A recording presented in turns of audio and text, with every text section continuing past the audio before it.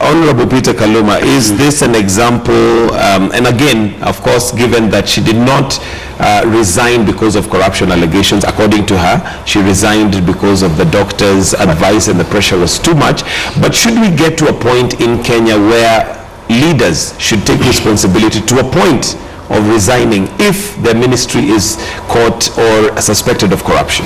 That is the way to go.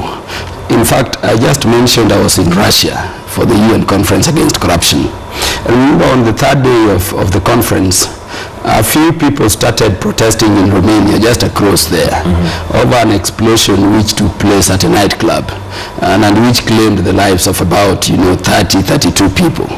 And it started as a small thing. By the way, we took it very casually when we were going on with the conference, about 10, 11. By 4, Victor Ponta, the Prime Minister of Romania, had resigned.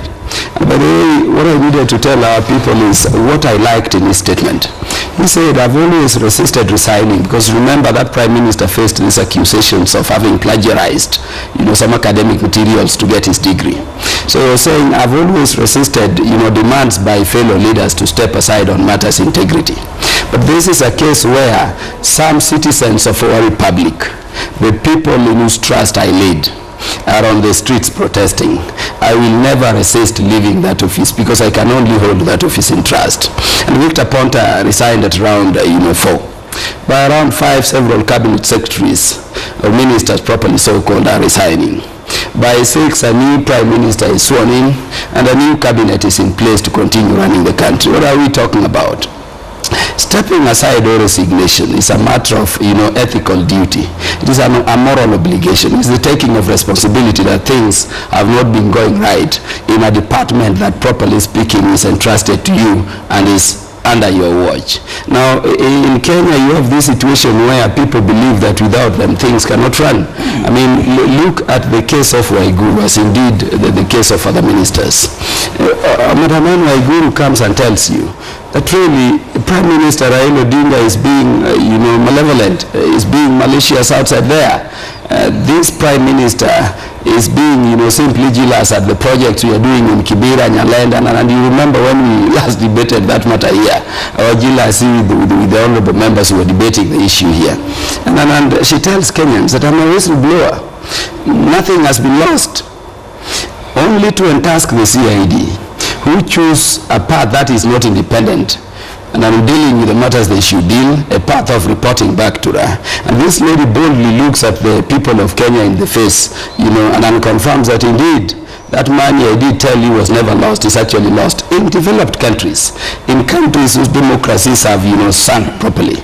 She would be saying that to say, because I misled the people of Kenya, I therefore step aside. But what we need to avoid is a situation where people believe that without them, these public offices cannot exist.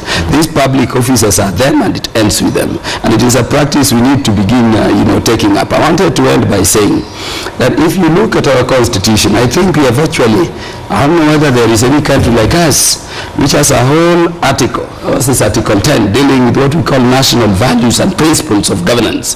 What are our values as a country? Integrity, ethical standards, accountability, the rule of law, and all these other things. I mean, if you look at those values, do we practice them in the manner we practice them?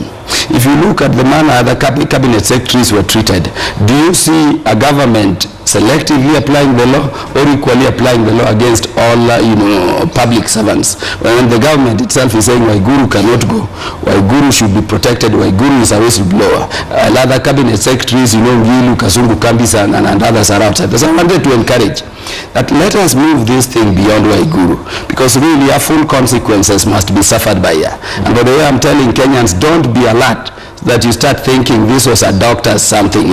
This is a long choreography. This is what Hassan is not telling you. I mean, this has been coming, and it is a choreographed plot by the Jubilee administration to take this lady away, rehabilitate her, and bring her back to public, limelight. And that is why she's, telling you, give me light duties. We already know what those light duties are to be. So we are saying, as the people of Kenya, this is a lady we have to pursue to the end, so that the people of Kenya can know if you are involved in a public misgiving, you must step aside, you must resign, and equal action, the rule of law, must be seen to apply against